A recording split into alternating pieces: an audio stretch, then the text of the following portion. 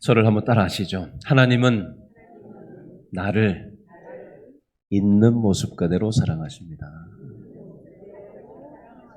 아멘. 우리 옆 사람에게 한번 얘기해 주시겠어요? 하나님은 우리를 있는 모습 그대로 사랑하십니다. 자, 손을 이렇게 드시고 잘 오셨습니다. 앞뒤 좌우에 돌아보시고 환영합니다. 잘 오셨습니다. 하나님이 당신을 환영하십니다. 어떤 집에서 있었던 일입니다. 아이들이 와서 아빠 엄마한테 부탁을 했대요. 아빠 엄마, 우리 집도 반려견 키우면 안 돼요? 그러면 우리들이 반려견 밥도 챙겨주고 똥 싸면 똥도 치우고 오줌 싸면 오줌도 다 치울게요. 이렇게 얘기하더랍니다. 쫓아다니면서 아이들이 졸라가지고 아빠 엄마가 허락을 했대요. 그래서 반려견 한 마리를 집에서 키우게 됐는데 어떻게 됐을까요?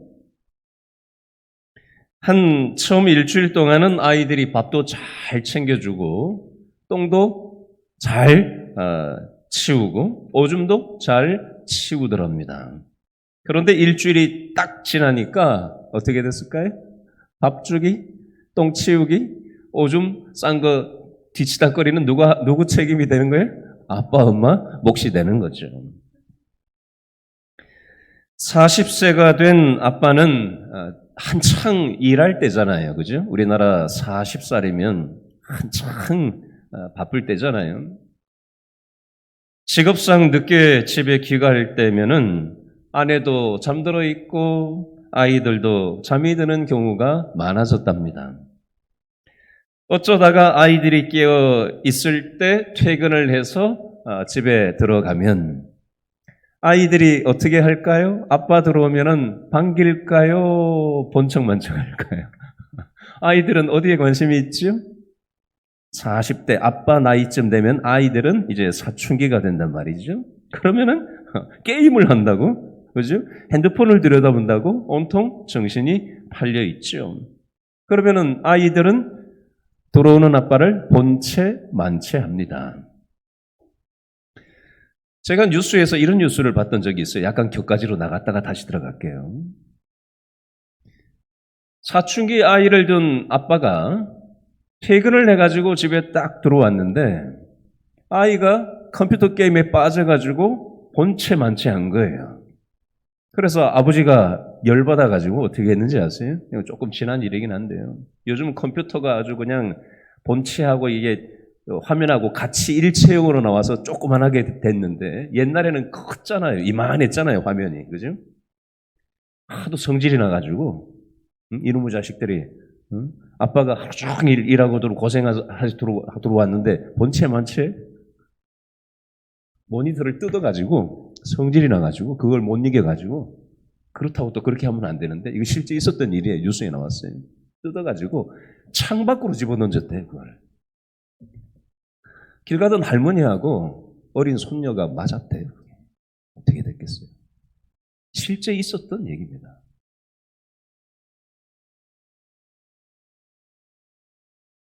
여러분 컴퓨터하고 핸드폰에 정신이 팔려서 건성으로 인사를 건네는 그 40대 아빠의 마음이 어땠겠어요?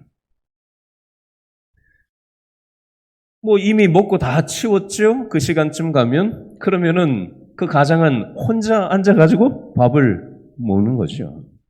혼밥이라 그러죠, 혼밥. 집에 가서도 혼밥을 합니다. 그런데 최근에 이 40대 가장에게 활기가 생겼대요. 활기가. 이유는 뭐냐면 평상시에 눈길을 한 번도 준 일이 없었던 반려견.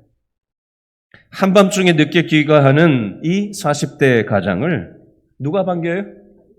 반려견이 꼬리를 치면서 그렇게 반가워할 수가 없는 거예요. 처음에는 귀찮게 여겼는데 그런데 이제는 그 반려견이 꼬리를 치고 재롱을 부리면은 그 맛에 마치 자식을 대하듯 한다라는 그런 내용입니다. 여러분, 이 이야기를 들으시면서 어떤 생각이 드시나요? 요즘 저와 여러분의 집에서 일어나는 일을 하고 비슷하지 않으세요? 여러분, 한 집의 식구들이 살아가기는 살아가지만 혹시 동거인에 불과한 그런 관계는 아닙니까? 오늘 우리 시대의 가족의 현실적인 모습인지도 모르겠습니다. 가족을 영어로는 패밀리라고 얘기하죠. 중국에서는 일가라고 얘기합니다. 일본에서는 가족이라고 얘기하고요. 우리나라에서는 전통적으로 뭐라고 얘기하죠? 맞아요. 식구. 식구가 무슨 뜻이에요? 같이 밥을 먹는다. 이게 식구의 의미예요. 같이 밥을 먹는 입이라는 뜻이죠. 한솥밥을 같이 온 식구가 둘러앉아가지고 먹으면서 이런 얘기도 하고 저런 얘기도 하고 힘든 얘기도 하고 기뻤던 얘기도 하고 살아가는 얘기도 하고 쓸데없는 얘기도 하고 하면서 그죠? 그리고 살아가는 게 식구예요. 밥상머리 교육이라는 말이 있죠. 밥상머리 교육. 그죠? 밥상머리에 앉아가지고 밥을 식구들이 먹으면서 이런저런 얘기를 하면서 교육을 하는 거죠. 참 우리나라의 귀한 전통인데 요즘 너무나도 먹고 살기가 바쁘다 보니까 식구들끼리 다 따로따로예요. 밥도 따로 먹고 그렇죠? 얼굴 볼 겨를이 잘 없어요. 질문을 해볼게요. 저와 여러분들은 가족 식구들끼리 일주일에 몇 번이나 같이 둘러앉아가지고 밥을 먹으십니까? 일주일에 한 번 그런 날이 있으십니까? 아니면 한 달에 한 번이 있을까 말까 하십니까? 어떠십니까? 아이, 목사님, 우리 집은 뭐 애들 다 출가하고 이제 우리 둘밖에 없어요? 뭐 이러신 분들이 많으실 텐데요. 그럼 두 분이라도 한번 생각해 보시기 바랍니다. 오늘 우리의 가정들이 참 많은 위기를 겪고 있습니다. 이틀 전에 제 대학 동창이 영상을 하나 보내왔어요. 이 친구가 연락을 안 하다가 요즘 왜 이렇게 갑자기 연락을 하는지 모르겠는데 영상을 보내온 걸 이렇게 노래를 보냈길래 이게 무슨 노래인가 하고 처음 보는 노래라 가지고 그 가사를 같이 이렇게 나오는 외국 노래인데 가사가 자막으로 이렇게 처리가 돼서 나오더라고요.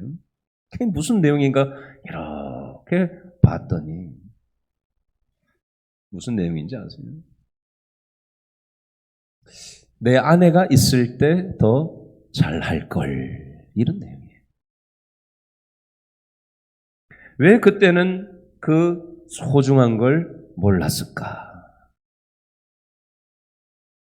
슬퍼하는 그 심정을 담은 그 가사가 구구절절히 노래로 불려지고 있었어요. 제가 그걸 이렇게 한번 듣고 내용을 파악을 한 다음에 제 대학 동창한테 문자를 보냈어요. 밤늦은 시간이었는데요. 야, 이거 왜 보냈냐? 그랬더니 저희 부부를 생각하면서 딴에는 보냈다 그러더라고요. 야, 이거 너 상황인 것 같은데 혹시 다시 잘 해보고 싶은 마음이 있어서 너 지금 그러는 거 아니냐? 제가 이렇게 문자를 보냈더니 그런 것 같아요. 신앙생활 옛날에 열심히 했던 친구인데 지금 매일매일 술 없이는 살지 못하는 친구가 되어버렸어요. 재정적으로도 위기를 만났고 또 부부 관계에도 지금 빨간불이 켜 있는 상태예요.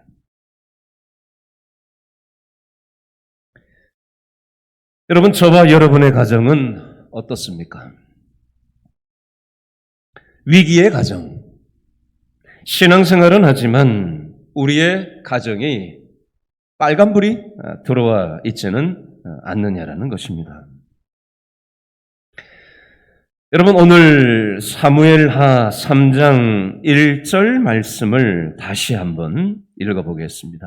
사무엘하 3장 1절 말씀 다 같이 시작. 누구의 집? 사울의 집과 누구의 집?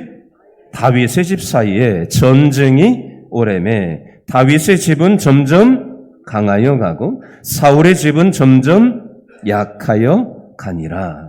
성경에는 다윗은 점점 강하여 가고라고 되어 있는데 의미는 포함되어 있는 거죠. 다윗의 집은 점점 강하여 가고 사울의 집은 점점 약하여 가니라. 다윗도 가정이 있고 사울도 가정이 있었죠. 저와 여러분도 가정이 있잖아요. 그렇죠?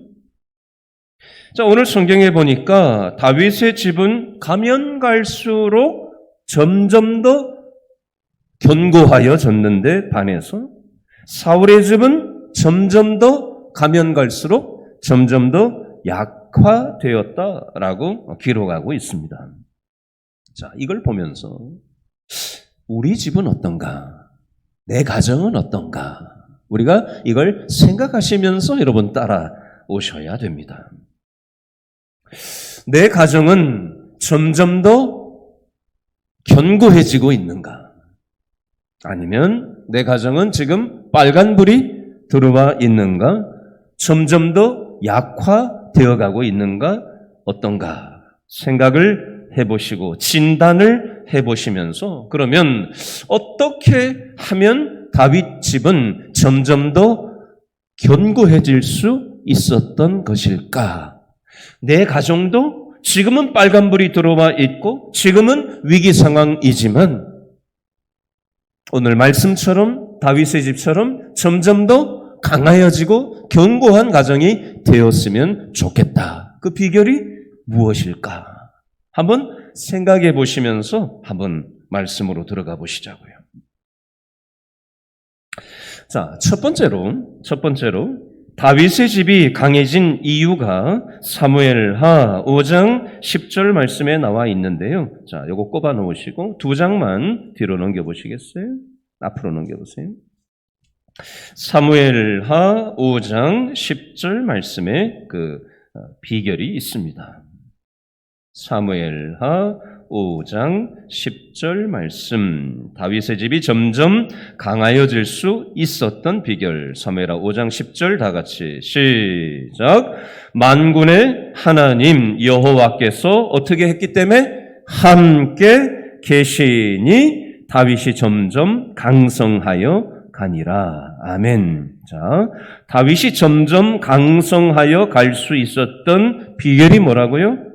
만군의 하나님 여호와께서 어떻게 했기 때문에? 함께 계셨기 때문에. 내가 잘해서가 아니에요.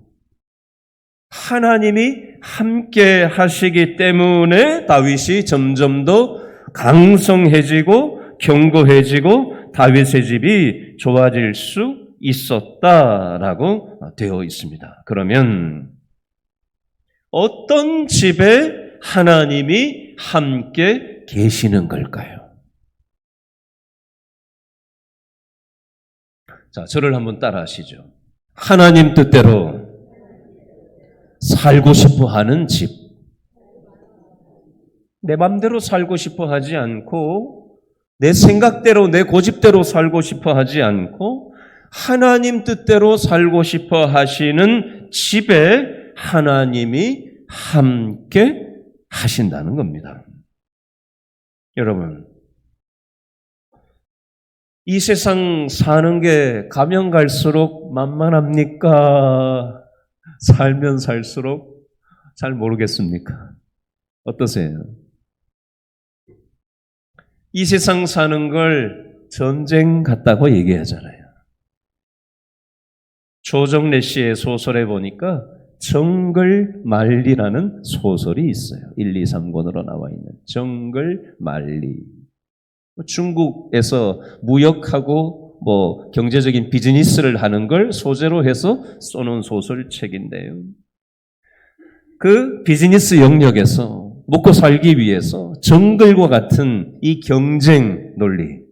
어제 제가 여의도에서 여의도 공원을 중심으로 해서 다큐 3일이라고 하는 그 한 43분짜리 영상을 보면서 서재에서 자전거를 타면서 그 다큐 3일, 여의도에서의 한 3일을 직장인들도 만나서 인터뷰를 하고 여의도 공원에 나온 그 엄마 아빠와 두 꼬맹이에 대한 인터뷰를 하기도 하고 새벽에 4명이 나와서 직장 출근하기 전에 5시에 나와서 5km, 6km를 뛰는 젊은 직장인들도 인터뷰를 하고 증권가에서 일하는 사람, 건설업에 종사하는 사람, 여러 다양한 사람들을 인터뷰를 다큐 3일에서 여의도에서 하는 모습을 이렇게 보는데 요 얘기를 하더라고요.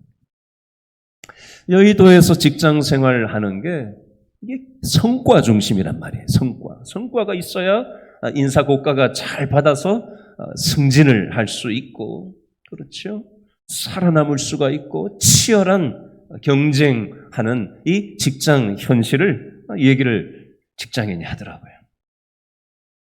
오늘 사무엘하 3장 1절에도 보니까 사울의 집과 다윗의 집 사이에 무엇이 오래였다? 전쟁이 오래였다. 여러분, 우리가 살아가는 세상은 전쟁터 같아요. 정글 같아요. 사막과 같습니다. 만만치가 않은 차가운 치열한 삶이 우리의 살아가는 현실에 떡하니 버티고 있어요. 그러다 보니 우리의 집도 때로 어려운 일을 만날 때가 있고요. 힘든 일을 만날 때도 있어요. 피눈물 나는 그런 어려움에 빠질 때도 있습니다. 어디 가서 얘기하지 못하는 눈물 나는 사연이 우리의 가정에 있어요. 이런 저런 크고 작은 실패들을 겪을 때가 있습니다. 여러분, 다윗의 집이라고 해서 이런 어려움과 실패와 힘든 일이 없었을까요? 사울 왕의 집이라고 해서 이렇게 어렵고 힘들고 실패가 없었을까요? 저와 여러분의 집에도 이런 저런 어려움과 힘든 일들과 실패가 끊임없이 모양을 바꿔치기 하면서 집어삼킬 듯이 달려들잖아요. 여름 태풍이 지나갔는데 지금 또 가을 태풍이 3개가 지금 만들어져 가지고 지금 필리핀 밑에 지금 3개 태풍이 지금 막 또 북상한다고 하잖아요. 하나는 요리 가고 하나는 뭐 이리 간다고 하는데 또 하나가 지금 이 가을 태풍이 작년에 흰남노 가을 태풍이 왔던 것처럼 우리나라로 또 지금 밀고 들어올 수 있다는 지금 예보가 지금 며칠 뒤에 또 올라오고 있어요. 우리를 집어삼킬 듯이 태풍과 같은 수많은 인생의 태풍들이 끊임없이 모양을 바꿔치기 하면서 우리의 삶을 어렵게 만들고 힘들게 하고 우리를 잡아뜨릴 때가 있더라는 겁니다. 여러분, 창세기 37장부터 50장 말씀에 나오는 요셉이라는 인물도요, 수많은 어려움을 겪었고 힘든 일을 겪었고 수도 없는 실패를 겪었던 사람이에요. 그런데 이 요셉이 점점 더 견고한 인생으로 세워질 수 있었던 비결을 창세기 39장 2절에는 뭐라고 얘기를 하는가? 오늘 본문 꼽아 놓으시고 창세기 39장 2절을 얼른 펴보세요. 구약성경 60페이지 창세기 39장 2절 말씀입니다. 요셉이 어려움을 겪었고 수많은 힘든 일들을 겪었고 실패된 수많은 인생이 있었지만 점점 더 요셉의 삶이 견고할 수 있었던 비결 창세기 39장 2절 말씀에 나와 있습니다. 읽어볼까요? 시작. 여호와께서 요셉과 어떻게 했기 때문에 함께 하심으로 그가 어떻게 됐다? 형통한 자가 되어 그의 주인 애굽 사람의 집에 있으니. 자, 요셉이 형통할 수 있었던 비결이 뭐라고요? 여호와께서 요셉과 어떻게 했기 때문에? 함께 하셨기 때문에. 다윗의 삶에도 하나님이 함께 하신 게 견고하게 살 수 있었던 비결이었고, 창세기 39장에 요셉의 삶 속에서도 수많은 어려움과 수많은 힘든 일들이 요셉의 삶 가운데 있었지만 요셉의 삶이 형통할 수 있었던 비결은 바로 하나님과 함께했기 때문이라는 거예요. 사람은 다르고 환경은 다르지만 원리는 똑같아요.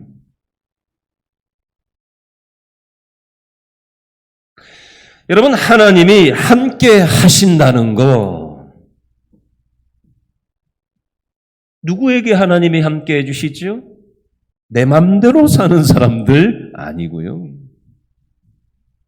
하나님 뜻대로 살아가려고 하는 사람들의 삶 가운데, 지금은 빨간불이 켜 있을지 모르고, 지금은 위기 상황일지는 모르겠지만, 하나님 뜻 안에서 살아가려고 몸부림을 치면 하나님의 때가 되면 하나님께서 형통케 하시고 강성케 하시고 회복의 역사를 베풀어 주시는 줄로 여러분 믿으셔야 합니다. 아멘? 믿어야 돼요. 될까? 빨간불이 들어왔는데? 이게 변할 수 있겠어? 이렇게 하면 안 돼요.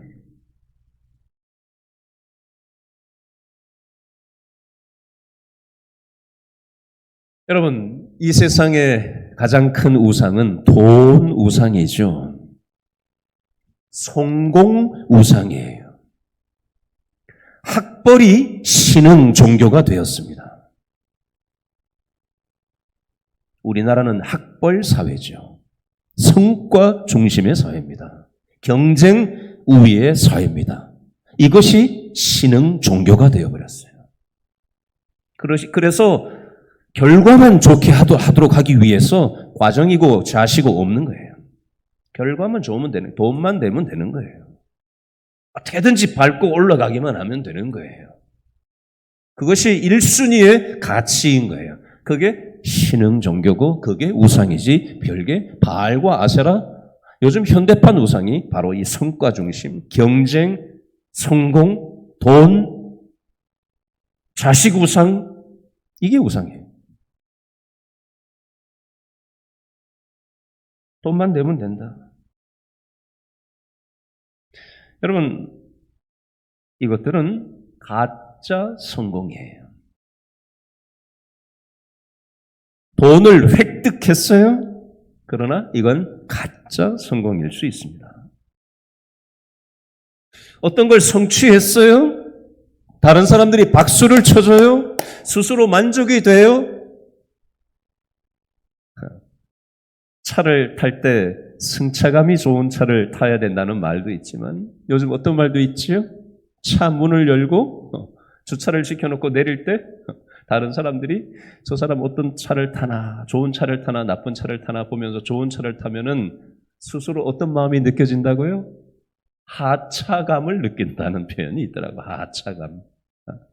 하차, 차에서 내릴 때 다른 사람들이 나를 오, 저 사람 좋은 차를 타네. 그러면서 뻐기는 거죠. 이렇게.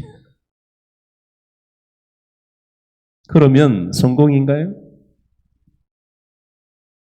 자기 스스로는 그 순간에는 만족감을 얻을 수 있겠지만 오늘 성경에서는 그것은 가짜 성공이라고 정의합니다.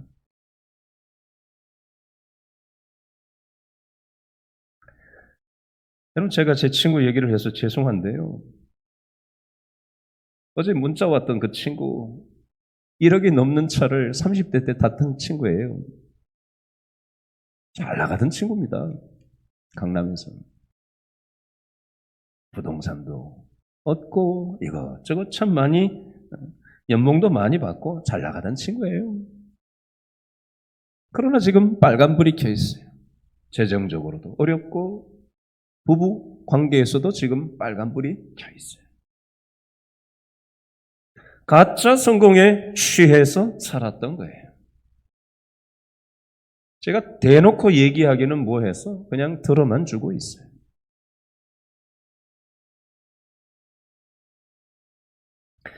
여러분 시편 127편 1절 말씀에 보면 여호와께서 집을 세우지 아니하시면 세우는 자의 수고가 헛되며 여호와께서 성을 지키지 아니하시면 파수꾼의 깨어 있음이 헛되도다.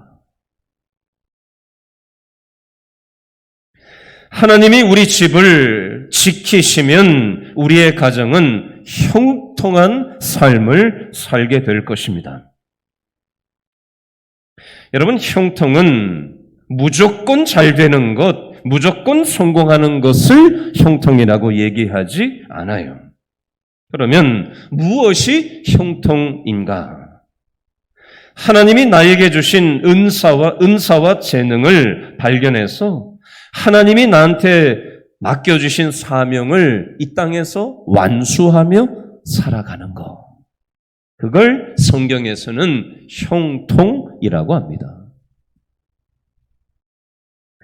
사무엘하 7장 9절 말씀에 보면요. 이런 약속의 말씀이 있어요. 사무엘하 7장 9절 읽어드리겠습니다.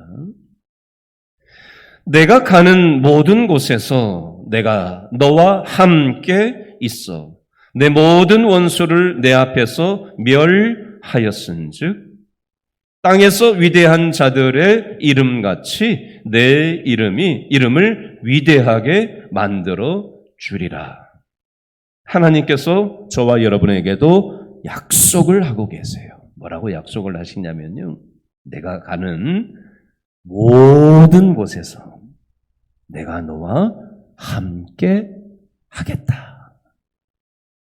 내 모든 원수를 내 앞에서 멸하였은즉 땅에서 위대한 자들의 이름같이 내 이름을 위대하게 만들어 주겠다라고 약속하고 계세요. 여러분, 우리는 이 세상에서 약속이 깨지는 걸 많이 경험하다 보니까 하나님도 약속해놓고 안 지키시면 어떻게 하는가 이렇게 생각을 하고 잘 안 믿으려고 해요.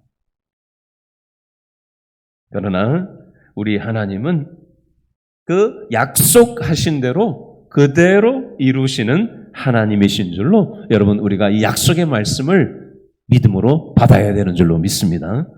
내가 가는 모든 곳에서 내가 너와 함께 있어서 내가 너와 함께 하겠다.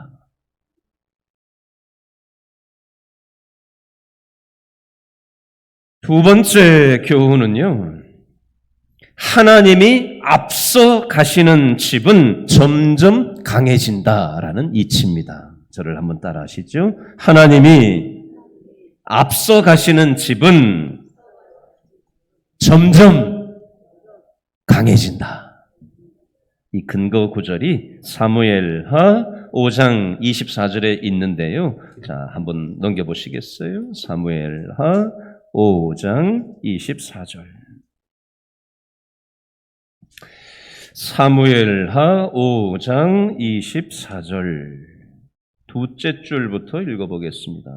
사무엘하 5장 24절 두째 줄 그때에부터 사무엘하 5장 24절 두째 줄 그때에부터 시작. 그때에 여호와가 너보다 앞서 나아가서 블레셋 군대를 치리라 하신지라. 아멘. 하나님이 너보다 앞서 나아가서 블레셋 군대를 치리라 이렇게 말씀을 하시는 거예요. 내가 내 인생을 책임지는 인생이 아니라 하나님이 내가 움직이기 전에 먼저 앞서서 역사하신다라는 걸 얘기하는 겁니다. 이스라엘 군대에게는 블레셋이 맞서 있지만 저와 여러분에게는 세상 가치가 블레셋 군대처럼 우리 앞에 떡하니 버티고 있어요. 돈의 논리, 경쟁의 논리, 성과의 논리, 이 세상의 논리는 하나님을 인정하지 않는 논리예요. 그 블레셋과 같은 현실 앞에서 내가 내 힘으로 다가가면요, 우리는 넘어질 수밖에 없어요. 그런데 하나님 앞에 은혜를 구하고 맡기고 하나님 도와달라고 하면 내가 움직이고 나의 최선보다 하나님께서 일을 풀어주시고 지혜를 주시고 은혜로 함께하여 주셔서 하나님께서 앞서서 역사하신다라는 이치가 되겠습니다. 하나님께서 앞서 가시는 집, 이것은 다른 말로 하나님의 인도를 받는 집을 얘기하는 거예요. 시편 68편 7절 말씀에 보니까 이런 말씀이 있어요. 하나님이여 주의 백성 앞에서 앞서 나아가사 광야에 행진하셨다. 이런 표현이 있어요. 이스라엘 백성이 광야를 통과할 때 하나님이 이스라엘 백성보다 앞서서 나아가셨다. 그래서 낮에는 구름 기둥으로 뜨거운 광야를 그늘막을 쳐주시고 밤에 기온이 내려가서 추울 때는 또 불기둥으로 하나님께서 또 춥지 않게 만들어주시는 그 인도하시는 방식으로 이스라엘 백성들의 삶을 하나님께서 인도해 주셨다는 의미예요. 여러분, 오늘 본문에는 다윗의 집과 사울의 집이 나오는데요. 사울 왕은요, 블레셋과의 전투를 앞두고 어떻게 했냐면요, 하나님이 앞서서 역사하시기를 기도하기보다 이거 어떻게 해야 되지? 이거 이 전쟁 어떻게 해야 되지? 그러면서 무슨 짓을 했는지 아세요? 점치는 여자한테 찾아가서 이거 어떻게 해야 돼요? 미래를 모르니까 불투명한 미래에 대한 두려움 때문에 발을 동동 구르면서 이 전쟁 났는데 이거 어떻게 해야 되지? 어떻게 해야 되지? 그러다가 신접한 여인, 점치는 여자한테 가가지고 어떻게 해야 되냐고? 자기가 자기 힘으로 하나님께 여쭙지는 않고 그렇게 하고 있는 모습을 볼 수가 있습니다. 이렇게 할 때 사울의 집은 실패할 수밖에 없더라는 것입니다. 핸드폰을 좀 꺼주시겠습니다. 예. 자, 여러분, 성도들의 가정도 마찬가지일 수 있습니다. 우리도 우리의 삶을 살아갈 때 하나님을 앞세워야 하는데 우리는 내 생각과 내 경험을 가지고 살아가려고 할 때가 많아요. 우리가 점점 더 50년 전보다 30년 전보다 경제적으로 우리가 얼마나 먹고 살만해졌는지 몰라요. 그렇죠? 그리고 문화적으로 얼마나 병원도 가까이 있죠. 그죠? 여러 가지 어제 어디 가다 보니까 우리 성도 중에 하나가 또 강동 구민회관에 또 누가 온다면서요. 와서 뭘 한다면서요, 공연을. 그래서 보러 가냐 마냐 얘기를 하시더라고요.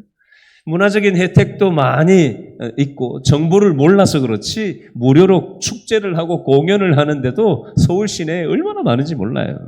우리가 몰라서 못 찾아 먹는 거지. 문화적으로 누리고 경제적으로도 옛날보다 좋아져 있는 그런 현실을 우리는 살아가고 있어요.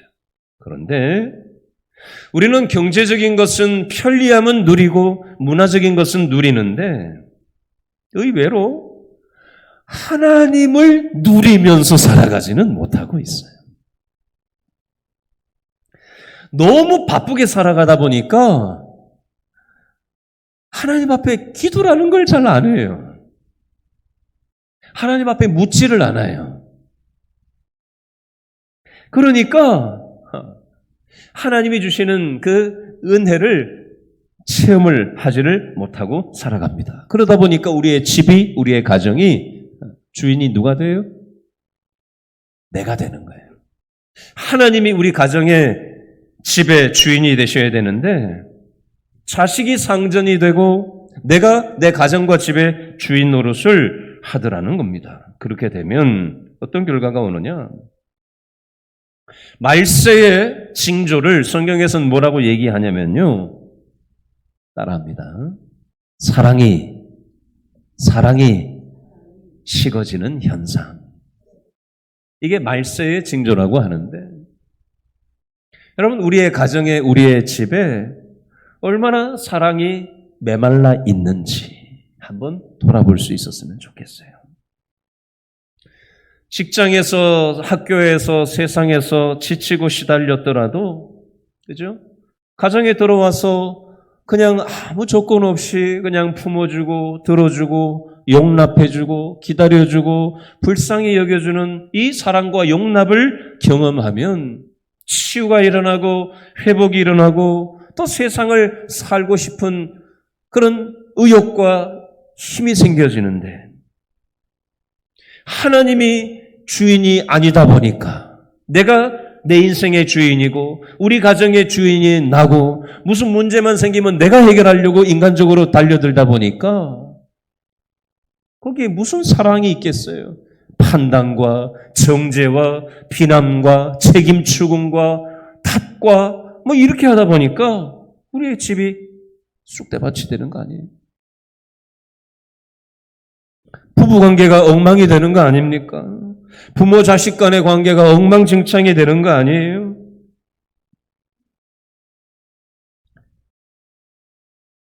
여러분 오늘 말씀의 원리를 가만히 생각하시면서 우리 자신의 모습을 또 우리의 집을 돌아볼 수 있었으면 좋겠어요. 말씀을 마무리하면서 예를 하나 드리고 오늘 말씀을 마치려고 합니다.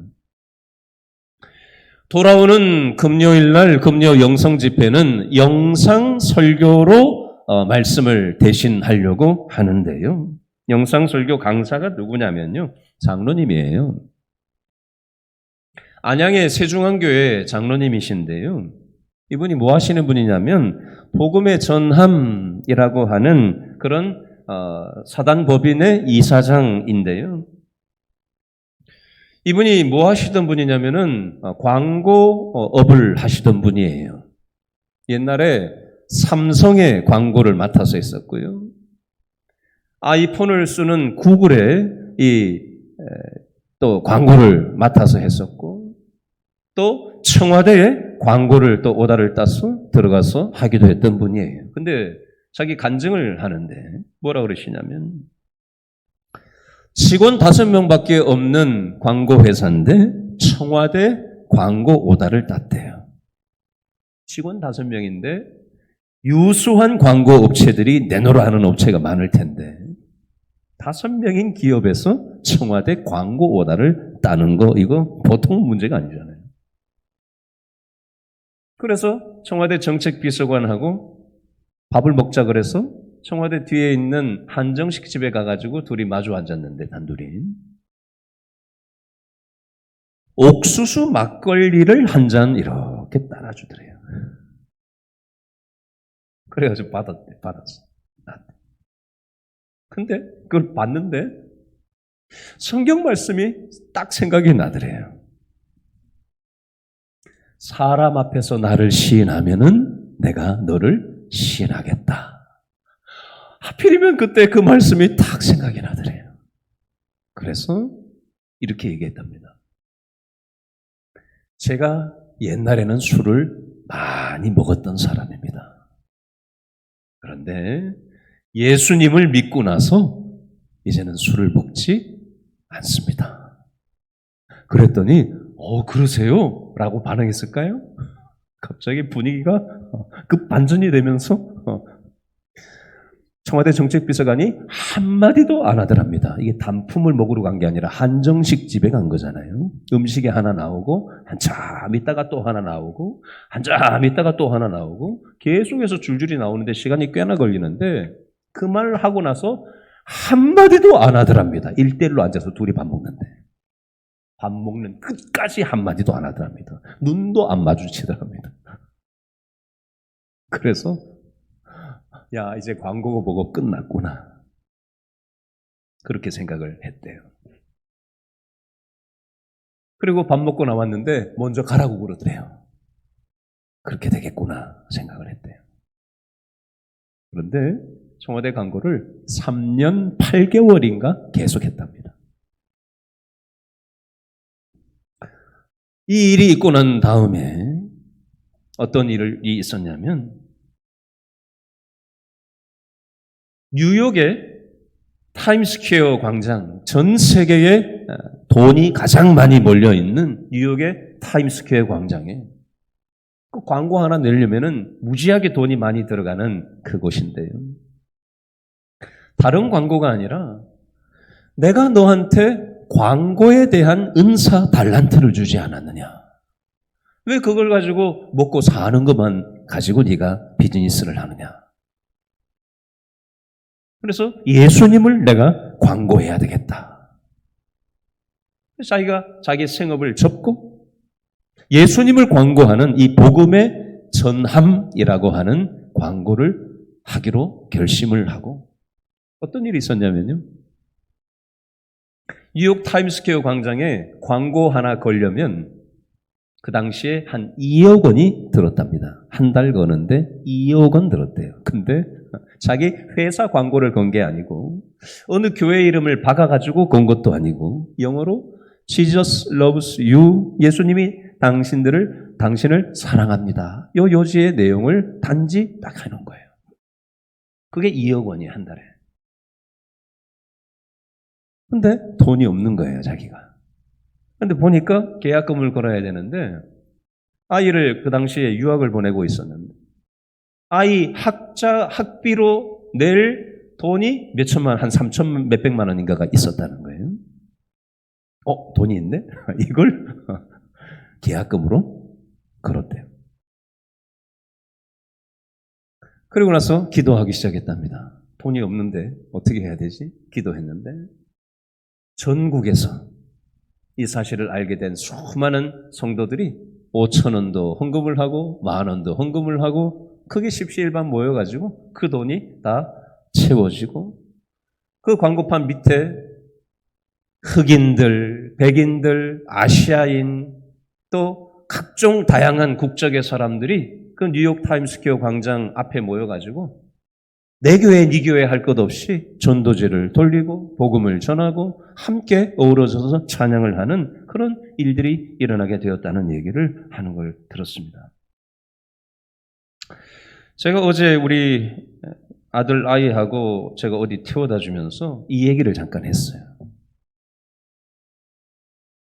아이 학자금을 계약금을 걸었다고 했더니 제 아들 아이가 이렇게 얘기하더라고요. 그러면 안 되는 거 아니야? 그런데 기도하고 그 돈이 채워지고 이 집 아이가 장학금을 받았대요. 장학금을 받았대요. 그리고 또 어떻게 채워지게 됐다는 겁니다. 그러면서 제가 아이를 딱 내려주면서 이렇게 얘기했어요. 아빠는 네가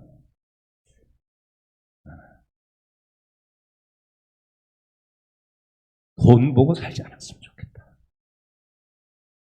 돈 보고 살지 않았으면 좋겠다.